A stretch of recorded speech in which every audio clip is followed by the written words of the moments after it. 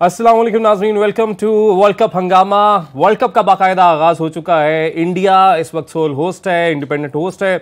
उम्मीद की जा रही थी कि बड़ा ही जबरदस्त किस्म का हमें ओपनिंग सेरेमनी तो चले नहीं हुई, लेकिन ओपनर अच्छा देखने को मिलेगा, क्योंकि ज़ाहिर है दिलचस्पी बहुत ज़्यादा बताई जाती है इंडियन क्रिकेट फैंस में, जिस तरह पाकिस्तानी शायकीन में बहुत दिलचस्पी है। और वर्ल्ड कप जैसा बड़ा इवेंट आप होस्ट कर रहे हो तो फिर ज़ाहिर है आपकी एक्साइटमेंट ज़्यादा बढ़ जाती है। मगर उसके बावजूद हमने हर प्लेटफॉर्म पर यही देखा, हर न्यूज़ प्लेटफॉर्म पर, कि स्टेडियम खाली थे। और पहले यही कहा गया कि पहले गर्मी होगी इसलिए शुरू में स्टेडियम खाली थे, लेकिन उसके बाद भी सूरत हाल ज़्यादा तब्दील नहीं हुई। यानी 1.25 लाख के स्टेडियम में अगर बात की जाए, 20-30 हज़ार से ज़्यादा का क्राउड हमें वहाँ पर एंड तक देखने में नहीं मिला, जिस पर ज़ाहिर है बहुत सारे सवालात भी खड़े हुए। मोहसिन हसन खान साहब हमारे साथ मौजूद थे कल। उन्होंने कहा कि जी एक बड़ी वजह यह भी है कि इंडिया का मैच नहीं है। ज़ाहिर है वजह तो है, but still it's a game, it's a big achievement कि आप वर्ल्ड कप को अकेले होस्ट कर रहे हैं। एनीवेज, आज पाकिस्तानी काफ़ी एक्साइटेड है जी, क्योंकि ज़ाहिर है पाकिस्तान और नेदरलैंड का मैच है। अगर हम नज़र डालें कि आज तक कितने टाकरे हुए हैं नेदरलैंड्स के साथ, तो जितने भी टाकरे हुए पाकिस्तान ही जीता है। और वर्ल्ड कप में भी जो टाकरे हुए उनमें भी पाकिस्तान ही जीता है। तो उम्मीद तो यही की जा रही है कि पाकिस्तान आज की गेम भी जीतेगा, लेकिन कितने मार्जिन से जीतता है ये भी देखना होगा। तो टॉस हो चुका है, वो अपने नाज़रीन को बता देते हैं कि नेदरलैंड ने टॉस जीतकर पहले पाकिस्तान को दावत दी है कि आप आएँ और बैटिंग करें। अब हमारे पैनलिस्ट की तरफ चलते हैं। हमारे साथ साबिक फास्ट बॉलर अब्दुल रऊफ साहब मौजूद हैं और साबिक स्किपर सलीम मलिक साहब मौजूद हैं। सर बहुत शुक्रिया, कल आप नहीं ज्वाइन कर सके लेकिन आज आप आ गए हैं। आपसे ही शुरू कर लेते हैं जी। आज हैदराबाद में हमने 2 वार्म अप गेम्स भी खेली हैं। हमारा आज का मैच भी हैदराबाद में होने जा रहा है। कंडीशंस के हिसाब से भी थोड़ा सा हमें बताइएगा और फिर आ जाएंगे हम अब के हमारी जो टीम है उसको आप किस तरह से देख रहे हैं। देखिए, जो मैचेस हुए हैं पहले वर्ल्ड कप के प्रैक्टिस मैचेस, उसमें अगर आप देखो तो विकेट जो मुझे नज़र आई उसमें बॉल निकल रही थी।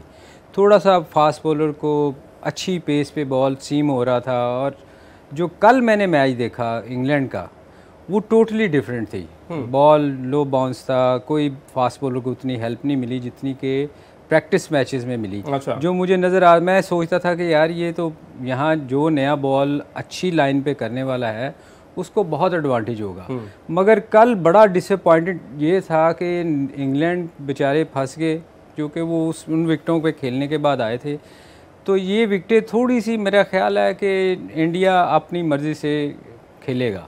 अच्छा। क्योंकि वर्ल्ड कप उनके मुल्क में हो रहा है, उनके हाथ में है वो कैसी विकेटें बनाते हैं, क्या करते हैं। तो ये देखना ये है कि आज की विकेट कैसी होती है, क्योंकि अभी हम यहाँ बैठ के तो प्रेडिक्ट नहीं कर सकते। और सेकंड, उन्होंने बारी जो टॉस जीत के खेली है, वो शायद रीज़न भी यही है कि शाम के टाइम थोड़ा सा ड्यू फैक्टर है, जिस तरह हमने कल के मैच में देखा। एडवांटेज था इसका। ऑब्वियसली देखें, जब ड्यू पड़ती है तो उसके बाद फिर बॉल ग्रिप करना थोड़ा सा स्पिनर के लिए मुश्किल हो जाता है। तो मेरा ख्याल है हमारी टीम ऑब्वियसली उनसे बहुत बेहतर है, इसमें कोई शक नहीं कि हम उनसे हर शोबे में बेहतर हैं। वो हल्की टीम है, मगर उनको ये एक एडवांटेज ज़रूर होएगा कि सेकंड बैटिंग का, कि शायद वो देखें क्रिकेट है, उसमें कुछ भी हो सकता है। आप ये किसी को नहीं कह सकते कि हम जीते हुए हैं। टीमें लगती ज़रूर हैं वीक है। बिल्कुल, कुछ मैचेस नेदरलैंड के खिलाफ पाकिस्तान के ऐसे भी है कि 7, 8, 9 रन, इतने रन के मार्जिन से भी बहुत सारी टीमें अली, बहुत सारी टीमों को अगर आप देखो, जो जिनको आप सोचते थे कि इनके खिलाफ नहीं जीत सकते, वो जीती हुई हैं। तो ये अल्लाह करे आज का मैच अच्छा हो, क्योंकि स्टार्ट जिसका अच्छा होता है ना, फिर वो एंड तक वो टीम मोराल हाई रहता है। बिल्कुल। तो ये अच्छी चीज़ है कि हमें एक हल्का मैच मिला है और हमारा स्टार्ट अच्छा होना चाहिए। अच्छा, दूसरी तरफ इंडिया का जो आगाज़ है वो ऑस्ट्रेलिया के खिलाफ पहले मैच से होगा। और वैसे डेंगू पे बात करेंगे, क्योंकि शुभमन गिल को बताया जा रहा है, रिपोर्ट्स आ रही हैं कि उनको डेंगू हो गया, शायद वो पहला मैच मिस कर दें। आगे की जो ज़ाहिर है उनकी जो रिपोर्ट्स आएंगी तभी कुछ पता चल सकेगा। कितना फेवर होगा आज के इस टॉस का जो नेदरलैंड ने जीता है और पहले। लेकिन मेरा ख्याल है कि हम जिस तरह से चल रहे हैं, पहले से हम देखते आ रहे हैं कि लेकिन ये इसमें भी 2 राय पता नहीं क्यों आ रही है। हमारे अपने ही कप्तान कैप्टन स्टॉक पे बैठ के पहले ये कह देते हैं कि जी हमारी जो अगर आप कह सकते हैं कि बॉलिंग पे हम ज़्यादा इन्हिसार करते हैं, हमारी स्ट्रेंथ बॉलिंग है। लेकिन आपने गुज़िश्ता रोज़ ये बयान दे दिया कि हमारी बैटिंग स्ट्रेंथ है, एंड तक चलती है। तो ये क्या हो रहा है? देखिए, बेसिक चीज़ ये है कि जब पाकिस्तान की टीम एशिया कप पे पार्टिसिपेट करने के लिए गई तो वहाँ पर डेफिनेट हमारी जो बॉलिंग थी वो हमारी स्ट्रेंथ थी। हमारे पास 3 दुनिया के बेहतरीन और तेज़ तरीन बॉलर मौजूद थे, शाहीन अफरीदी, नसीम शाह और हारिस रऊफ़। तो हम एक्सपेक्ट कर रहे थे कि जो हमारी बेंच पावर है, जिसमें वसीम जूनियर वगैरह हैं, वो भी उतने ही अच्छे हैं। मगर जिस तरह डिज़ास्टर हुआ वहाँ पर एशिया कप में और नसीम शाह इंजरी का शिकार होकर बाहर हुए हैं, और उसके बाद हमारी जो बॉलिंग है सारी की सारी वो शटर डाउन हो गई। जो हमारे बेंच पे थे वसीम जूनियर, उनको खिलाया, और उसके बाद जो हमने 2 पाकिस्तान से मंगवाए, ज़मान खान और शाहनवाज दानी, वो कोई इतना बड़ा इम्पैक्ट वहाँ पे क्रिएट नहीं कर सके।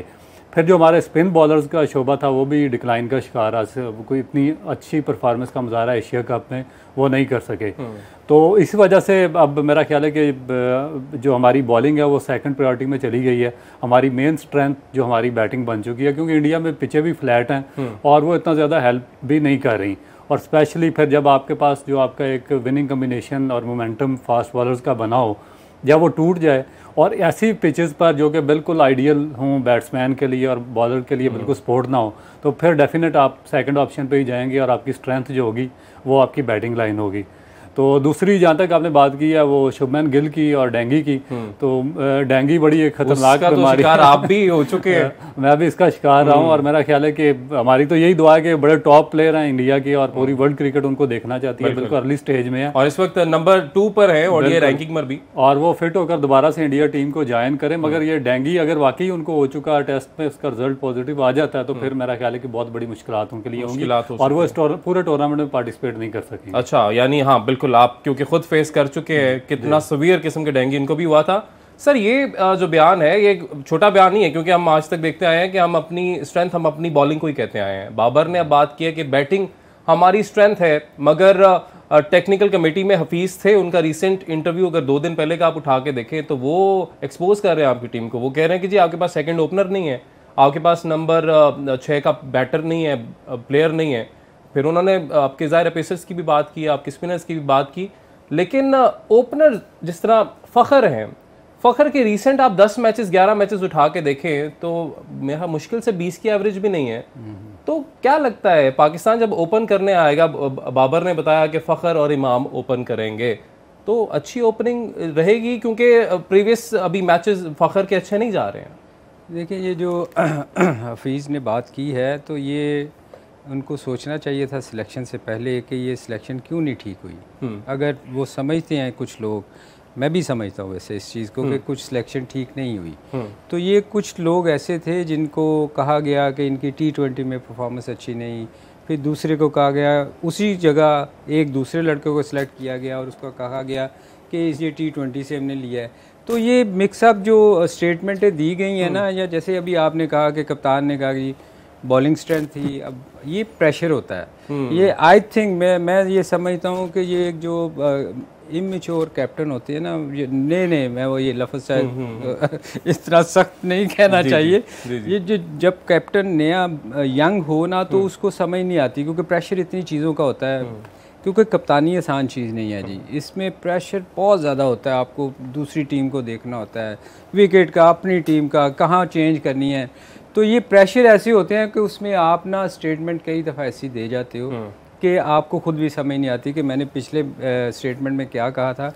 तो बात ये है कि सिलेक्शन जो जिसकी आप बात कर रहे थे ना कि ठीक नहीं हुई, तो ये तो पिछले मेरा ख्याल है 15 साल से हम यही सुनते आ रहे हैं। जब बैठते हैं ये सुनते हैं कि जी इस दफ़ा सिलेक्शन ठीक नहीं हुई, इस दफ़ा ये बंदे पीछे रह गए। बात ये है कि जो लड़का परफॉर्म करता है, आप जब कोई भी लीग करवाते हैं तो एक बंदा अगर परफॉर्म करता है तो उसका हक है फिर कि वो उसको टीम में आप सेलेक्ट करें। देखिए मैं अमाद ने अगर पिछले सीज़न IPL में परफॉर्म किया था तो उसको जाना चाहिए था। किसकी बात करें? इमाद वसीम। अच्छा PSL में, अच्छा CPL की अगर हम उठा के देखें, अगर CPL के रिसेंट इमाद वसीम की फॉर्म देखें, साइम अयूब और इमाद उनके मेन प्लेयर साबित हुए।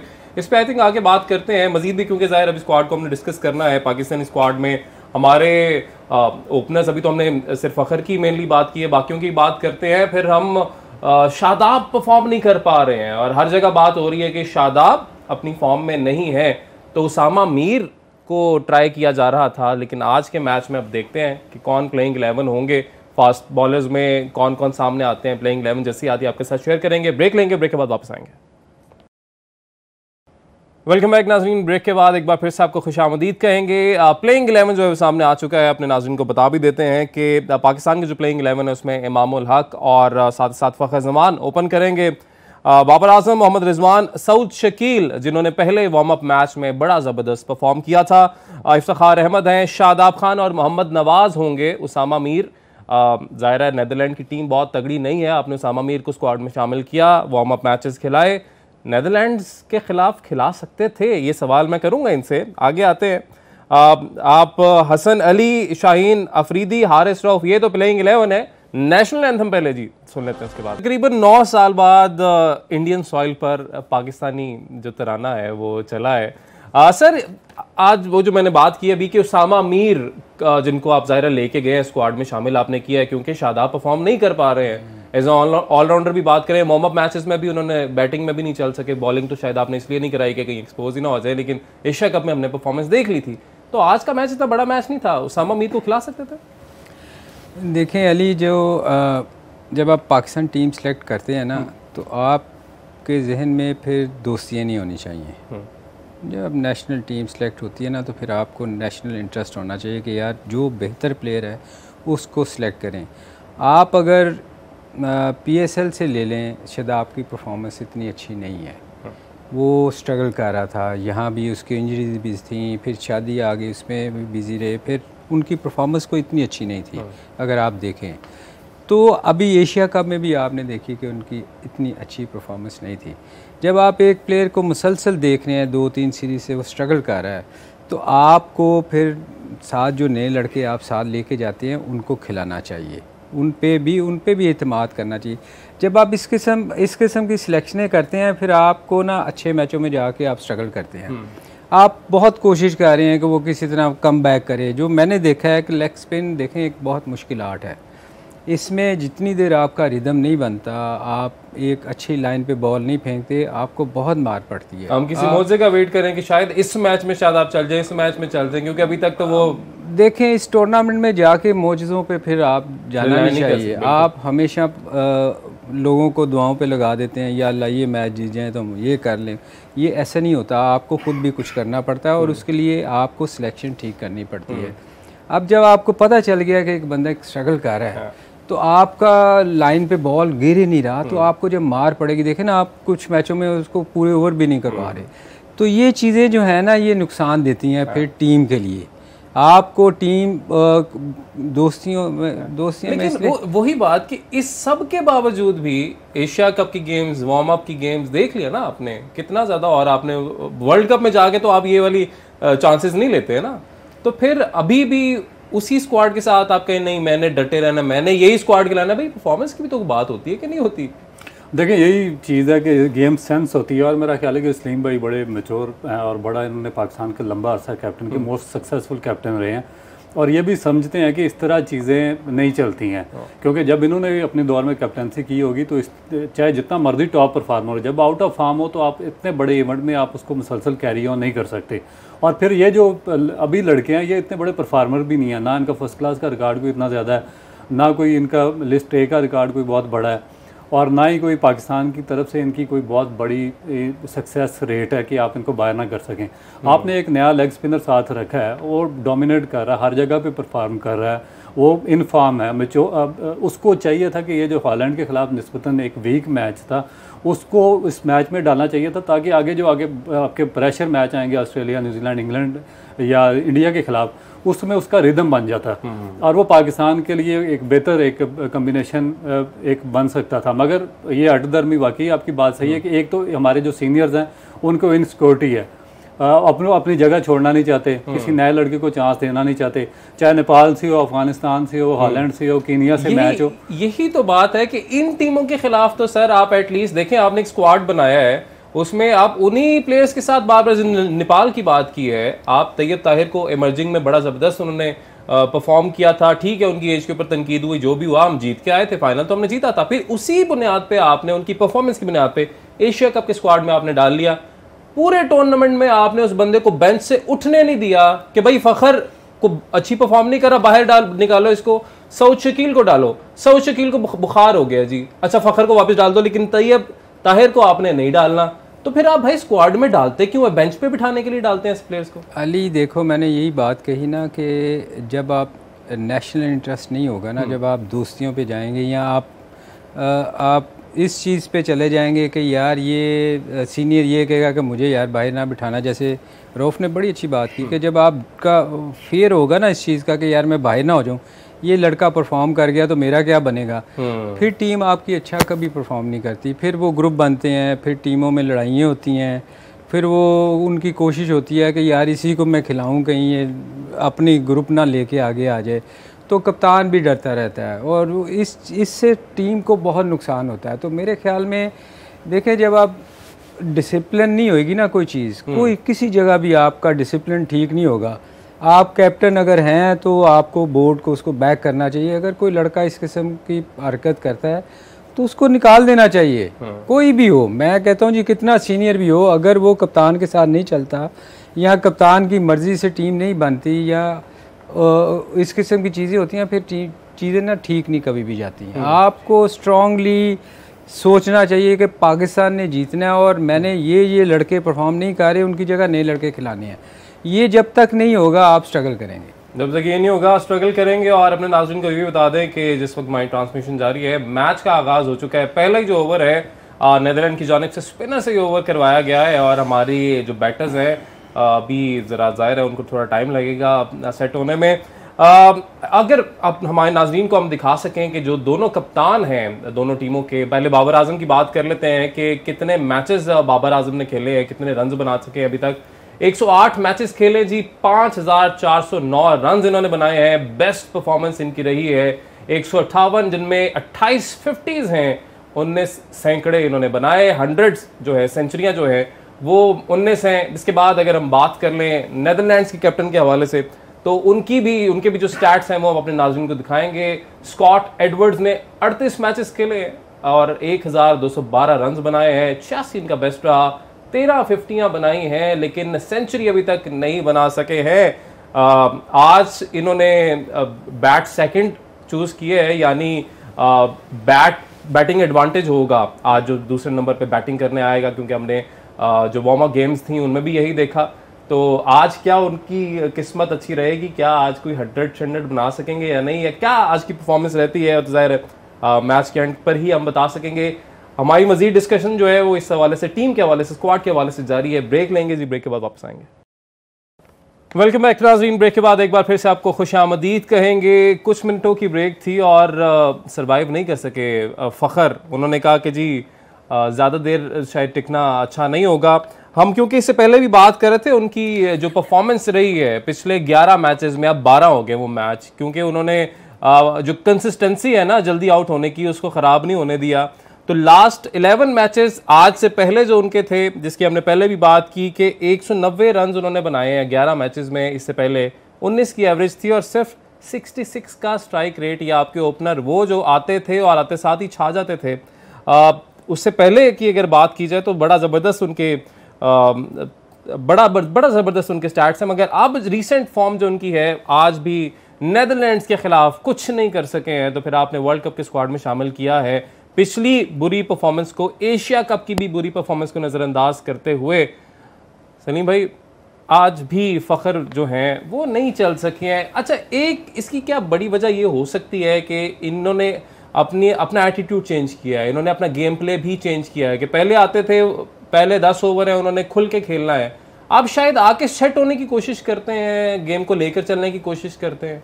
उसकी वजह ये है अली, जब आप स्ट्रगल कर रहे होते हो ना, तो फिर आपकी कोशिश होती है कि मैं किसी तरह स्कोर कर जाऊं। उसमें आप टेक्निक भी चेंज करते हो। जब आप चीज़ें चेंज करते हो ना तो वो आपकी फेवर में नहीं जाती।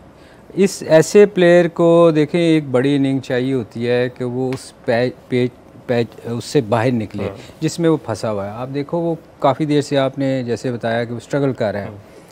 तो मेरे ख्याल में इसको एक बड़ी इनिंग की ज़रूरत है। जो उसके पास आज बहुत बड़ा मौका था कि इस हल्की टीम के ख़िलाफ़, हल्की बॉलिंग के ख़िलाफ़ वो स्कोर करता। वो इसीलिए शायद कोशिश कर रहा था कि उसने जो गेम चेंज की हुई है, तो मेरे ख्याल में वो स्ट्रगल कर रहा है। देखें, आपके पास ये जो टीम अनाउंस हुई है ना, 16 लड़के, अब यही हैं। आप इनके हम क्रिटिसाइज करें या हम उनके लिए दुआ करें, हमारी कोशिश हमें, मेरे ख्याल में हमें दुआ ये करनी चाहिए कि ये हमारे प्लेयर चलें, क्योंकि सिलेक्शन जो होनी थी वो हो चुकी है। अब उसको हम जितना भी करेंगे ना, वो अली हमें ना आपको ना मुझे कोई फ़ायदा होना, दुआ करें। हाँ, ये हम डिस्कस ज़रूर करेंगे कि उसकी परफॉर्मेंस अच्छी नहीं थी, क्यों सिलेक्ट किया। मगर ये मैं बताऊँ, ऐसे प्लेयर को जो होता है ना, इसकी आई साइड जब थोड़ी सी वीक होती है ना किसी भी प्लेयर की, जिसकी टेक्निक अच्छी नहीं होती, क्लीन शॉट्स नहीं होती, जहाँ पे जब आप चला रहे होते हैं, जब तक आपकी आई साइड होती है, जब आपकी लक फेवर कर रही होती है, तो आपके साथ हर चीज़ अच्छा जा रही होती है। जैसे ही आप स्ट्रगल करते हैं ना, फिर चूँकि आपकी टेक्निक अच्छी नहीं होती, तो आपको समझ नहीं आती, उसमें आप फिर फंस जाते हैं। तो हमारी दुआ है कि वो स्कोर करे, ताकि पाकिस्तान के लिए वो एक अच्छा, उसने बहुत अच्छा भी किया हुआ है। यानी ये जो पहले 11 मैचेस थे, अब वो 12 हो गए, और 12 मैचेस में उन्होंने लास्ट परफॉर्म नहीं किया, लेकिन बिल्कुल ठीक बात की है उन्होंने कि हम जितनी मर्जी यहाँ में बैठ के आप क्रिटिसिज्म करने, तनकीद और जायज़ तनकीद, जाहिर है हम कोई उनके, हमें ऐसे नहीं है कि हम उन जाती कोई बुनियाद पे कुछ मसला नहीं है, उनकी परफॉर्मेंस की हम यहाँ पे बात कर रहे हैं कि जब अच्छी नहीं थी तो क्यों डाला स्क्वाड में, लेकिन अब क्योंकि वो डल चुके हैं तो हम कुछ कर नहीं सकते हैं, बस दुआ कर सकते हैं कि वो अब अगले मैच में चल जाएं। अब जाहिर है नेदरलैंड के खिलाफ भी अगर आपने अब्दुल्ला शफीक को मौका नहीं दिया, आप दे सकते थे कि चलो एक रिदम बन जाए, आपने रिदम की बात की पहले कि आप यहाँ पे अब्दुल्ला शफीक को नेदरलैंड के खिलाफ मौका दे सकते थे, आप उसामा मीर को यहाँ पर मौका दे सकते थे, लेकिन आपने वही फ़खर जो कि अब 12 मैचेस हो गए नहीं चल सके, आपने कहा नहीं, नेदरलैंड के खिलाफ भी, नेपाल के खिलाफ भी, जो भी होगा हमने खिलाना फ़खर को ही है। देखिए, मेरा ख्याल है कि जो इनका बेस है ना पाकिस्तान क्रिकेट बोर्ड का, वो इतना ज़्यादा स्ट्रॉन्ग नहीं है। जब तक आपका बेस कैंप स्ट्रॉन्ग नहीं होगा, आप स्ट्रॉन्ग डिसीजन नहीं ले सकते। आपके सामने कल मैच हुआ जो इंग्लैंड और न्यूजीलैंड का, जो उनके टॉप प्लेयर्स हैं, केम विलियमसन, इनको थोड़ी सी इंजरी हुई है, उन्होंने बाहर कर दिया, और नए प्लेयर उनकी जगह रविंद्रा ने देखे 123 रन किए 23 साल की एज में। उसके बाद मार्टिन गुप्टिल टॉप प्लेयर थे, उन्होंने बाहर किया, कॉनवे को लाए हैं, वो आउटस्टैंडिंग खेले हैं, 150 रन कल उन्होंने किए। आप इंग्लैंड की टीम देखें, इस वक्त वर्ल्ड के नंबर 1 ऑलराउंडर है बेन स्टोक्स, थोड़ा सा उनको कुछ प्रॉब्लम हुई है, इंग्लैंड की टीम ने बाहर कर दिया, और जो सेम करन है उनको खिलाया, और जो वॉक्स हैं वो खेल रहे हैं। यानी कि जो बड़ी टीमें हैं वो डिसीजन लेते हुए डरती नहीं है। खूबसूरत बात आपने की है कि इतने बड़े बड़े प्लेयर जो वार्म अप मैच में भी, जिन्होंने क्या जबरदस्त केन विलियमसन ने खेला, लेकिन उसके बावजूद उन्होंने कहा नहीं, अभी इनकी इंजरी है, हम पहला मैच इंग्लैंड के खिलाफ बेशक वो है, हम नहीं खिलाएंगे। लेकिन मैं आपको एक और इसमें एक बात यह है कि जो आपका बेस्ट प्लेटफॉर्म है ना आपका फॉर्म वापस लेने का, वो आपकी डोमेस्टिक क्रिकेट है। आप फखर जमान अगर परफॉर्म नहीं कर रहा, आप उसको डोमेस्टिक में वापस भेजें, उसको कहीं फर्स्ट क्लास क्रिकेट खेले, और फिर वो पाकिस्तान टीम में कम बैक करे अगर वहां पर। अच्छा, ये वाली स्टेटमेंट हमने चीफ सिलेक्टर साहब की तरफ से सुनी तो है कि अगर कोई प्लेयर ऐसे वापस आना चाहता है तो पहले वो डोमेस्टिक में परफॉर्म करे, लेकिन ऐसे लगता है कि ये क्राइटेरिया कुछ प्लेयर्स के लिए है लेकिन बाकियों के लिए नहीं है। देखिए, जब आप ये इस पे सख्ती नहीं करेंगे इस चीज़ पे, देखें ना, अभी हम ये डिस्कस कर रहे थे मैं और रऊफ़ के, कुछ प्लेयर ऐसे भी हैं जो हमारे, जिनको फर्स्ट क्लास हो रही है, खेलनी चाहिए, वो जाके बैठ के टीवी पे एनालिसिस कर रहे हैं। ये देखें, हम खेलते थे ना, हम पाकिस्तान के लिए भी खेलते थे, मैं बहुत बड़े तीर नहीं मैं कह रहा कि, मगर हमें खेलनी चाहिए। जब आपकी डोमेस्टिक क्रिकेट हो रही है, जिसकी परफॉर्मेंस पे आपने वापस आना है, जब आप वो नहीं खेलेंगे, इसका मतलब आप डिसिप्लिन नहीं है, आप अपने मुल्क के साथ, आप टीम के साथ डिसिप्लिन नहीं है। बहुत सारे प्लेयर ऐसे हैं जो ना फिटनेस ट्रायल देते हैं, जिनका बारे में हमें भी इतनी, चूँकि हम क्रिकेट के साथ इन टच नहीं होते तो हमें नहीं पता होता, हम कहते हैं कि यार इनको सिलेक्शन में क्यों नहीं रखा गया। बाद में पता चलता है कि वो चूँकि फर्स्ट क्लास ही नहीं खेलते, ना आके डोमेस्टिक क्रिकेट खेलते हैं, और इस वजह, और ना फिटनेस ट्रायल देते हैं। मतलब वो फिर आप डिसिप्लिन की खिलाफ वर्जी जब करते हैं, लीग खेलने पैसे कमाने खत्म, असल रोला ही है। रोला ही है। रऊफ क्या कह रहा है कि हमारी बेस ठीक नहीं है। बिल्कुल, बेस जो है वो ठीक नहीं है। कुछ यहाँ पर भी आपको सख्तियां, जिस तरह आपने कहा वर्ड यूज किया, सख्तियां करनी पड़ेंगी सर, टाइम की कमी है। और पाकिस्तान वर्सेस नेदरलैंड जो है वो जारी है, फखर वापस जा चुके हैं, बाबर आजम आ चुके हैं। आप देखते हैं मैच का नतीजा क्या निकलता है। इजाजत दीजिए, मुलाकात होगी पोस्ट मैच में। अल्लाह हाफिज।